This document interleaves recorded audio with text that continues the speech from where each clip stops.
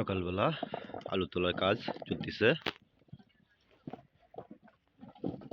ব্যবসায়িকেরা এমন অবস্থা, আলু বাজার পাচ্ছে না। দেখুন আমাদের জামাল ভাই কি অবস্থা। জামাল ভাই আমাদের গালে হাত দিয়ে বসে গেছে, আলুর বাজার নেই। সাদা আলু। এই যে আমাদের আরেক ব্যবসায়িক এই যে বসে আছে।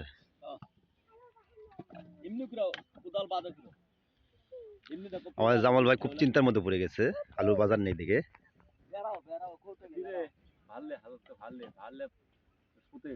খুব টেনশনের মধ্যে আছে তিনি।